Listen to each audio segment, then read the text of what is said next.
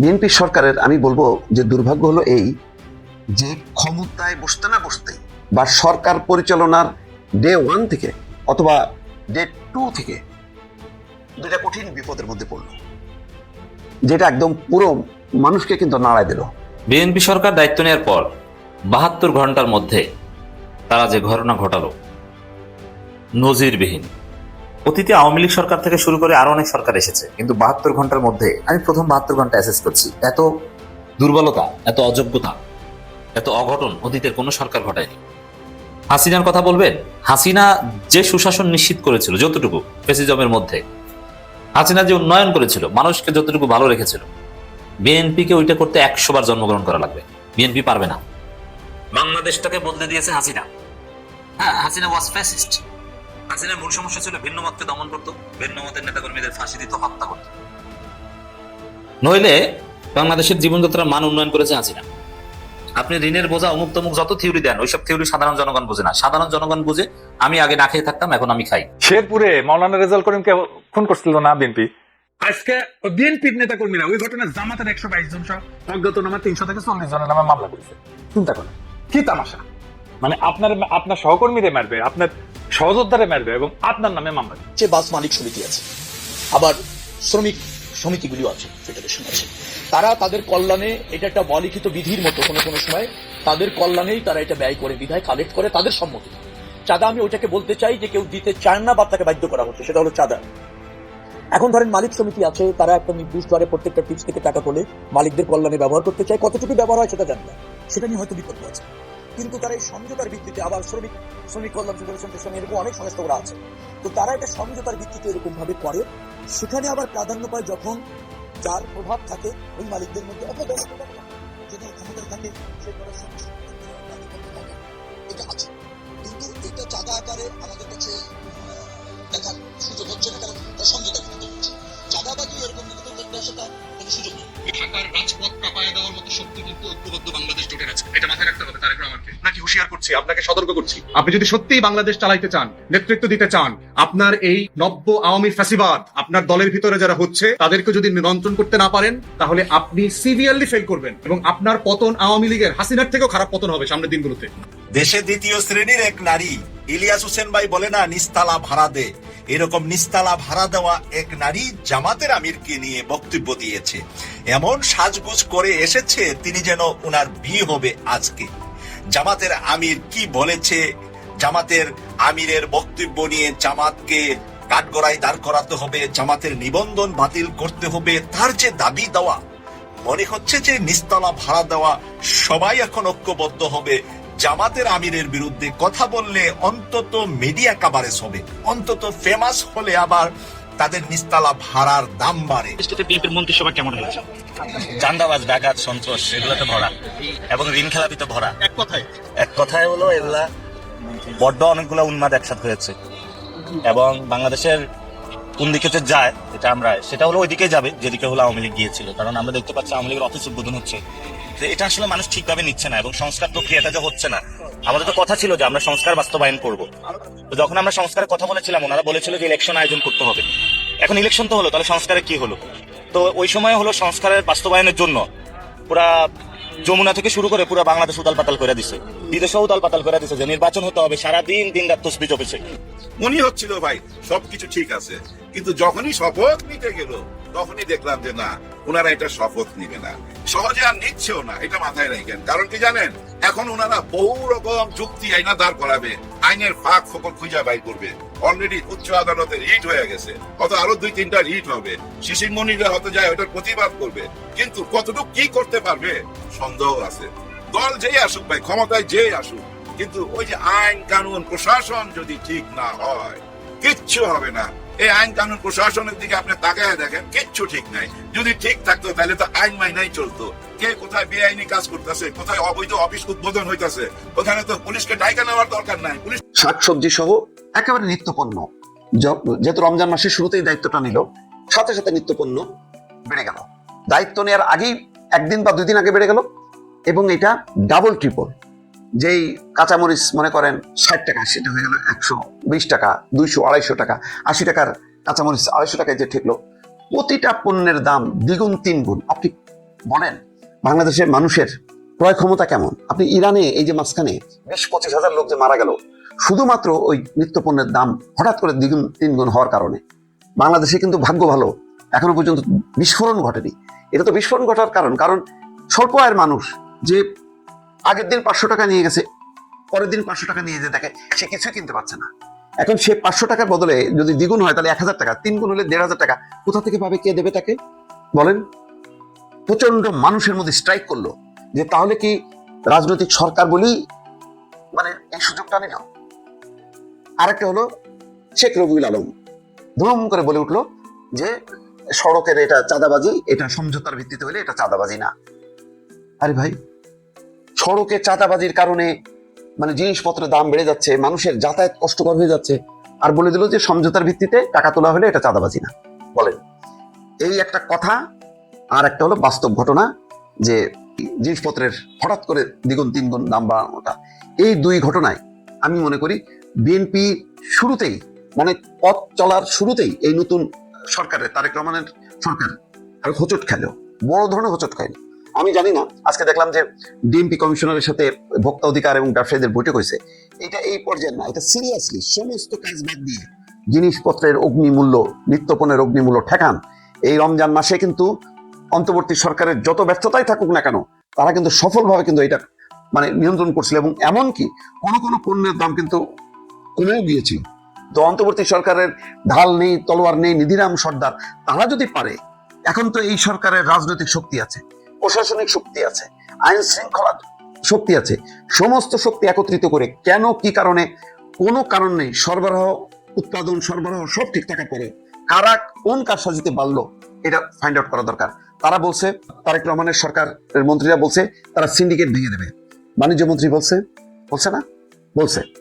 অর্থমন্ত্রী, সবারই কমিটমেন্ট আগে এই জিনিসপত্রের দাম আগামী 1 থেকে 2 দিনের মধ্যে তারা যদি কমাতে না পারে তাহলে শুরুতেই কিন্তু এই সরকারের প্রতি অনাস্থা জ্ঞাপন হবে। আরেকটা কথা হলো যে মন্ত্রীদের কথাবার্তা তাদের লাগাম টানতে হবে, সমস্যাগুলোকে চিহ্নিত করতে হবে, তা নাহলে মনে হবে এই চাঁদাবাজদের সাথে সরকার আপোষ করছে। অর্থাৎ এখনই ভাগ বাটোয়ারা শুরু হয়ে গেল, বিভিন্ন জায়গায় কিন্তু অলরেডি হাত বদল হচ্ছে আবার নতুন করে। তাহলে বড় উপর পর্যায়ের যেই মানে কোটি কোটি টাকার চাঁদা, যেই চাঁদার আগে সর্দার ছিল শাহজাহান খান, আমরা কি নতুন করে কোনো শাহজাহান খানের জন্ম দেব? বা শাহজাহান খানের যে কর্মকাণ্ডগুলোকে আমরা 15 বছর ধরে বলছি যে তারা চাঁদাবাজ বা এই পরিবহনের এই নৈরাজ্যের একটা মাফিয়া সম্রাট, তাহলে সেই কথাটা কি ভুল ছিল? এই বিষয়টা কিন্তু মানুষের মধ্যে ব্যাপক কিন্তু বিরূপ প্রতিক্রিয়া তৈরি হয়েছে যে কি বলে মন্ত্রীর এই কথায় সবাই কিন্তু অবাক হয়েছে। সুতরাং এই যে চাঁদা না, এটা সমঝোতা, চাঁদাবাজিটাকে সমঝোতা হিসেবে আখ্যা দেওয়া, আর হচ্ছে জিনিসপত্রের দাম বাড়ানো, এই দুইটা জিনিস শুরুতেই নিয়ন্ত্রণ করতে হবে। যদি নিয়ন্ত্রণ করা না যায়, আজকে বলে গেলাম সরকারের কপালে কিন্তু দুর্ভোগ আছে। বিএনপি সরকার দায়িত্ব নেওয়ার পর 72 ঘন্টার মধ্যে তারা যে ঘটনা ঘটালো নজিরবিহীন। অতীতে আওয়ামী লীগ সরকার থেকে শুরু করে আরো অনেক সরকার এসেছে, কিন্তু 72 ঘন্টার মধ্যে আমি প্রথম 72 ঘন্টা অ্যাসেস করছি, এত দুর্বলতা, এত অযোগ্যতা, এত অঘটন অতীতের কোনো সরকার ঘটায়নি। হাসিনার কথা বলবেন, হাসিনা যে সুশাসন নিশ্চিত করেছিল যতটুকু ফ্যাসিজমের মধ্যে, হাসিনা যে উন্নয়ন করেছিল, মানুষকে যতটুকু ভালো রেখেছিল, বিএনপি কে ওইটা করতে 100 বার জন্মগ্রহণ করা লাগবে। বিএনপি পারবে না। বাংলাদেশটাকে বদলে দিয়েছে হাসিনা। হ্যাঁ, হাসিনা ওয়াজ ফ্যাসিস্ট। হাসিনার মূল সমস্যা ছিল ভিন্ন মতকে দমন করত, ভিন্ন মতের নেতাকর্মীদের ফাঁসি দিত, হত্যা করত। নইলে বাংলাদেশের জীবনযাত্রার মান উন্নয়ন করেছে হাসিনা।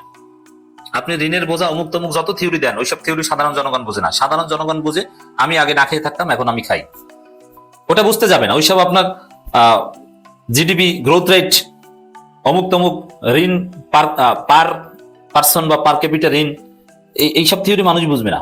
মানুষ দেখছে বিএনপির আমলে বিদ্যুৎ থাকতো না, রাস্তাঘাটে শুধু খাম্বা ছিল, এখন বিদ্যুৎ থাকে। মানুষ দেখছে দেশ অচল হয়ে গেলে, করোনায় দেশ লকডাউন হয়ে গেলেও কেউ না খেয়ে মরে না, যেভাবে হোক তার কাছে সাহায্য আসে।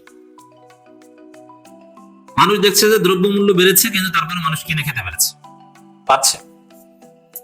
আগে রাস্তাঘাট সব কাঁচা ছিল, এখন রাস্তাঘাট পাকা। গ্রামে গঞ্জে প্রত্যন্ত অঞ্চলে পাকা রাস্তা। বাংলাদেশ এখন ডিজিটাল বাংলাদেশ, ওয়াইফাই একদম প্রত্যন্ত অঞ্চলে। বাংলাদেশ শতভাগ বিদ্যুতায়িত। কে করেছে? শেখ হাসিনা করেছে। ওভারঅল শেখ হাসিনা যা করেছে 100 বছর লাগবে, পারবে না। ও 100 বছর দিলেও বিএনপি পারবে না, জীবনেও বিএনপি পারবে না। অনেকে এটা শেখ হাসিনার সাথে এভাবে বিএনপি সরকার তুলনা করি, অনেকে নেগেটিভলি নিতে পারেন। আরে ভাই, এটা সত্য কথা, আপনাকে মানতে হবে। এবং সুশাসনের কথা যদি বলেন, ঘুষ, দুর্নীতি, হাজারো দুর্নীতি আওয়ামী লীগ সরকার করেছে, হাসিনা সরকার করেছে। এই দুর্নীতি করার মধ্য দিয়ে যতটুকু দুর্নীতি দমন করতে পেরেছিল হাসিনা সরকার, বিএনপি 100 বছরও পারবে না। হাসিনা সরকার বা সরকারের লোকজনকে কিছু কিছু জায়গায় শেখ হাসিনা খেতে দিত, যে তোরা খা, বড় বড় মেগা প্রজেক্ট করে দিত, তোরা এটা খা, এটা খেয়ে তোরা কোটিপতি হয়ে যা। কিন্তু তারপর কিছু জায়গায় দুর্নীতির লাগাম টেনে ধরেছিল, কিছু জায়গায় স্বচ্ছতা, জবাবদিহিতা নিশ্চিত করতে পেরেছিল। এটা একমাত্র হাসিনার ডিড দ্যাট, আর কেউ পারেনি। আপনি যদি নিয়োগ পরীক্ষার গুলো কথা দেখেন, বিএনপির আমলে, এখন যে আবার কি হয় আল্লাহ জানে, বিএনপির আমলে বগুড়া আজিজুল হক কলেজ থেকে খালি বিসিএস ক্যাডার হতো, পুলিশ ক্যাডার প্রায় সব হতো এখান থেকে, পুরোটাই দুর্নীতি ছিল। বিসিএস ক্যাডার নিয়োগ থেকে শুরু করে বিভিন্ন ব্যাংক, বিমা ইত্যাদি ইত্যাদি ফার্স্ট ক্লাস যে নিয়োগগুলো সরকারি বেসরকারি সব দুর্নীতিগ্রস্ত ছিল, নিজেদের লোক ঢোকাতো। কিন্তু হাসিনা এসে সাহস করে এটাকে ফেয়ার করেছে। হাসিনার আমলে বিসিএস নিয়োগ ছিল 99.99% ফেয়ার, হয়তোবা একটু আনফেয়ার, দু একটা পুলিশ ক্যাডারে 2-1 ঢুকাতো, কিছু নথি পাওয়া গেছে গণভবন থেকে। কিন্তু ওভারঅল নথি যা পাওয়া গেছে ওই অনুযায়ী যে সব হতো তাও না। এটা যারা না জানে তারা এটা অযোগ্য। বিসিএস নিয়োগ 99.99% ফেয়ার হতো। আমার চোখে দেখা যায় জেল খাটা শিবির নেতারা অনেকে বিসিএস ক্যাডার হয়েছে, এবং যোগ্যতা যারা আছে, যে পড়াশোনা করেছে, সে বিসিএস ক্যাডার হয়েছে। অন্যান্য ব্যাংকের নিয়োগ থেকে শুরু করে বাংলাদেশ ব্যাংক বলেন আর শিডিউলভুক্ত অন্যান্য ব্যাংক বলেন, যার যোগ্যতা আছে সেই এখানে কোনো 2 নম্বরে চলে নেই। আর যদি 2 নম্বরে 2-1টা প্রমাণ দেখাতে পারবেন, এটা হাজারে একটা। এর বড় প্রভাব চাকরি বাজারে পড়ে নেই। এর মানে যে কোনো গরিব ঘরের ছেলে, যে কোনো সংগঠনের পরিবারের ছেলে, তার যোগ্যতা থাকলে তার চাকরি হতো। এটা হাসিনা করেছে, এই কাজ বিএনপি জীবনও করতে পারতো না। এখন আবার আসে দেখেন, এবং মানুষের সেবা পাওয়ার ক্ষেত্রে, এবং দলের নেতাকর্মীদের নিয়ন্ত্রণ করা, দলের নেতাকর্মীদের অনেক অপরাধ করতে দিত, তারপর অনেক অপরাধ নিয়ন্ত্রণ করেছে। ছাত্রলীগকে যেভাবে টাইট দিত, চাঁদাবাজি, স্বেচ্ছা চাঁদাবাজি বিএনপি আওয়ামী লীগ সরকার করতো না, তারা বড় আকারে করতো। স্বেচ্ছা চাঁদাবাজি বন্ধ করে দিয়েছিল, একদম প্রান্তিক পর্যায়ে রাজনৈতিক হস্তক্ষেপ করতো না। কিন্তু বিএনপি এটা করে এবং করবে। অত একটু তুলনা দেখালাম, এখন বুঝবেন যে 72 ঘন্টা বিএনপি যা করেছে এটা কতটা ধৈর্য সরকারের প্রমাণ, অযোগ্য সরকারের প্রমাণ। এই যে চাঁদাবাজির বৈধতা দিয়েছে মন্ত্রী, অথচ প্রধানমন্ত্রী তাকে কিছুই বলছেন না, চুপচাপ। এরপরে দ্রব্যমূল্যের যে ঊর্ধ্বগতি রমজানে, মানে এখন একটা এই সিন্ডিকেট যারা করে, অসাধু ব্যবসায়ীরা, তারা দেখেছে যে বিএনপি সরকার ক্ষমতায়, বাবা এখন ব্যবসা করবো না, অতি মুনাফা খাবো না, তাহলে কখন খাবো? আরে বিএনপি ক্ষমতায় খা যত বড়, ক্ষমতায় তো বিএনপি, এখানে ইউনুসও না, আওয়ামী লীগও না। এখন লেবুর হালি 120 টাকা নাকি, সব যেগুলো কৃষক বিক্রি করে 10 টাকা, ওগুলো বাজারে কিনতে হয় 120 টাকায়, কারণ চাঁদাবাজির বৈধতা দিয়েছেন। এই কাজ মন্ত্রীরা করে। খলিলুর রহমানকে পররাষ্ট্রমন্ত্রী বানিয়েছেন, আবার শিক্ষামন্ত্রী মোরাল পুলিশিং ঘোষণা দিয়েছেন। এই মোরাল পুলিশিং একটা স্বাধীন রাষ্ট্রে আধুনিক যুগে এটা অসম্ভব, অথচ বলছেন যে অযাচিত ঘোরাঘুরি করলে পুলিশ জিজ্ঞাসাবাদ করবে। এটা কি স্বাধীন দেশের বৈশিষ্ট্য? শুধু এটা না দর্শক, কিভাবে কারচুপি করে ক্ষমতা এসেছে এটার লেগেসি বহন করছে প্রকাশ্যে, কিন্তু কোনো লজ্জা শরম নাই। দলিল, এই যে খলিলকে পররাষ্ট্রমন্ত্রী বানানো, এই তো বড় একটা অঘটন ঘটিয়েছে, কোথাও কোনো জবাবদিহিতা নাই। খলিলকে কেন পররাষ্ট্রমন্ত্রী? কোনো জবাবদিহিতার জায়গা নাই। কারো বিএনপি নিজেরাই ক্ষুব্ধ, কিন্তু কিছু বলার নাই, চুপচাপ সবাই চোখ বুঝে মেনে নাও, সামনে না মতো আনা। তো দর্শক, শুধু এই জায়গা না, দেখেন ইউনূস সরকারের যে পররাষ্ট্রনীতি, ইউনূস সরকারের যে বিভিন্ন চুক্তি যেগুলোর বিরুদ্ধে বিএনপি উপর অনেক কিছু বলতো, এখন ওইগুলো সব বহাল রাখার কথা বলছে। একটা খবর, আওয়ামী লীগ আমলের করা সকল চুক্তিগুলো পর্যালোচনা করা হবে, এই কথা বলছেন বাণিজ্য মন্ত্রী। তো আওয়ামী লীগ আমলের করা চুক্তিগুলো পর্যালোচনা করবেন, কিন্তু ইউনূস আমলের চুক্তিগুলো পর্যালোচনা করবেন, এই কথা বলেন না। তাহলে বলতেন যে আওয়ামী লীগ আমলে করা অথবা এই অন্তর্বর্তী সরকারের আমলে করা সব চুক্তিগুলো আমরা পর্যালোচনা করবো, যেটা জাতির বৃহত্তর স্বার্থ এবং জাতির স্বার্থের সাথে সঙ্গতিপূর্ণ সেটা আমরা গ্রহণ করবো, আর যেটা আমাদের স্বার্থের প্রতিকূল সেটা আমরা বাতিল করবো বা সেটা পুনর্বিবেচনা করবো। এরকম বলতেন না। শুধু আওয়ামী লীগ আমল, ইউনূস আমলটা বলতে পারছেন না। কেন বলতে পারছেন না? আর ইউনূস আমলে যারা এগুলো করেছে তারাই তো আপনাদের মধ্যে, আপনারা তো ওই যা করেছেন চুক্তি, ওগুলো ইউনূস সরকার ছিল বিএনপি সরকার, ওটা আবার পর্যালোচনা করবেন মানে এই সাহস তো নাই। কারণ এই বাণিজ্য চুক্তি এগুলো গোপনে যে সাথে জড়িত, যেগুলো কলকাতা নিয়ে এসে আপনার পররাষ্ট্রমন্ত্রী, অতএব ইউনূস আমলের চুক্তি পর্যালোচনা করার সাহস তো আপনার নাই। বুঝতে পারছেন? শুনেন, এটাও বলি, হাসিনা আমলে অনেক চুক্তি নিয়ে কথাবার্তা আছে, সমালোচনা আছে, ভারতের সাথে চুক্তি অনেক কথা আছে, তারপরও পররাষ্ট্রনীতি এবং বাংলাদেশের বাণিজ্যিক স্বার্থ হাসিনা আমলে যতটা রক্ষিত হয়েছিল বিএনপি তা কিছুতেই পারবে না। হাসিনার আমলে হাজার ত্রুটির মধ্যেও ওভারঅল বেশিরভাগ এগুলো পজিটিভ ছিল। বাংলাদেশের ব্যবসা বাণিজ্য বুস্ট হয়েছে, বাংলাদেশের গার্মেন্টস সেক্টর থেকে শুরু করে নানান ব্যবসায়িক সেক্টর ভালোই চলেছিল, এমনকি জামাতের লোকজন, আওয়ামী লীগের লোকজন ভালো ব্যবসা করেছিল। কত সুন্দর বাণিজ্যিক পরিবেশ এই বিএনপি সারা কিছুতেই দিতে পারবে না। তারিখে রাত্রেও তারা মিষ্টি খাওয়া খাই করছে, অনেক আনন্দ উৎসব করছে। কারা? যারা এখানে লুকায় আছে, তারা মনে করতেছে এই বিজয় তাদের। এই দাবি করার পেছনে অবশ্য যুক্তিও আছে, তাই না? আওয়ামী লীগের ভোটে বিএনপি পাশ করছে, এর সবচেয়ে বড় যুক্তিটা হচ্ছে গোপালগঞ্জের দিকে আপনি তাকান, গোপালগঞ্জের 3টা আসনে বিএনপি বিপুল ভোটে পাশ করছে। আর গোপালগঞ্জে ওনারা বিএনপি কে কেন ভোট দিবে? ওনারা তো আওয়ামী লীগের, তাই না? একদম সিল মারা ভোট দিছে, নিশ্চয় এখান থেকে গ্রিন সিগন্যাল পাইছে, যার জন্য ভোট দিছে, জয়যুক্ত হয়েছে। এবং বিএনপি সব জায়গায় জয়যুক্তের পিছনে আওয়ামী লীগের ভোটের অবদান আছে, যার জন্য ওনারা আনন্দ উৎসব করতেছে। খুব তাড়াতাড়ি বাংলাদেশে আসবে। এর মধ্যে বেশ আমার মনে হয় 20-25টা জেলার মধ্যে অফিস উদ্বোধন হয়ে গেছে। কিছু করার নাই, উদ্বোধন হবে। এখন আপনি বলতে পারেন ভাই এটা তো বেআইনি, এই দল তো নিষিদ্ধ, তাই না? এই দলের কার্যক্রম আপাতত বন্ধ, এটাই তো আইনের বিধানে লেখা আছে। তাহলে আমার প্রশ্ন, এটা আমরা কেন ওই বিএনপি কে দোষ দিব? তাই না? বিএনপি কে তো দোষ দেওয়ার দরকার নাই, আপনি তো দোষ দিবেন আইনের লোককে। আইনে যদি নিষেধ থাকে ওই অফিসের তালা খোলা যাবে না, তাহলে আইনই তো এখানে সবচেয়ে আগে পৌঁছাবে, তাই না? এটাই তো খুব সাধারণ অঙ্ক। তাহলে আইনের মধ্যে যা লেখা আছে আইনের লোক তা পালন করতেছে না। কেন করতেছে না? এটা আগেও বলছি, নতুন করে কিছু বলার নাই। সরকারের দিকে তাকায় আছে, তাই না? সরকার যেটা চায়, সরকারের মনোভাব বুঝা ওনারা এখন কাজ কাম করবে। সরকার যেটা চাইবে সেটাই করবে। নিশ্চয়ই ওনারা বুঝা ফেলাইছে সরকার চায় এই অফিসগুলো খুলে যাক, চুপে চাপে না, ওপেন খুলে যাক। সরকার চায়, যার জন্য আইনের কোনো বাধা নাই। আইনে নিষেধ থাকলেও ওনারা যাবে না, এটাই সাধারণ অঙ্ক। এটা একটা সমঝোতার ব্যাপার। আইনের সাথে সরকারের একটা সমঝোতা নিয়ে অনেক ডালদপ্প হচ্ছে চারিদিকে। কারণ ওই যে আমাদের একজন নতুন মন্ত্রী, আসলে এইসব মন্ত্রীদের আবার চেহারা মুখস্থ করা, নাম মুখস্থ করা, এটা কিন্তু দায়িত্ব, যেহেতু আমি রাজনীতি নিয়ে কথা বলি। তবে ওনার চেহারাটা মুখস্থ হয়ে গেছে। ওনার নাম রবিউল আলম, রবি, ডাক নাম রবি। উনি সবচেয়ে আগে পরিচিত হয়েছে সবার সঙ্গে। ওনার চেহারাটা এখন না জনগণের কাছে মুখস্থ। উনি হচ্ছেন আমাদের সড়ক পরিবহন মন্ত্রী। আবার শুনছি উনি আরো কিছু মন্ত্রিত্ব পাইছে, বোধ রেলমন্ত্রীও উনি। রেলমন্ত্রীর কথাটা বইলা শেষ করি। কলকাতা থেকে এক দাদাই ফোন করছে, উনি আমার জন্য ওই চোখের ড্রপ পাঠাইতো একটা টাইমে, আর 1.5-2 বছর যোগাযোগ নাই। হঠাৎ ফোন করছে যে দাদা খুশির খবর তো। আমি কি খুশির খবর? তা আপনার চোখের ড্রপটা পাঠাতে পারবো। আমি তো কিভাবে? কেউ কি আসতেছে ঢাকায়? না, ট্রেন চালু হচ্ছে তো, সরকার ঘোষণা দিয়েছে আগামী 15 দিনের মধ্যে একটা ব্যবস্থা হয়ে যাবে, মানে ঢাকা টু কলকাতায় ট্রেন চলাচল করবে।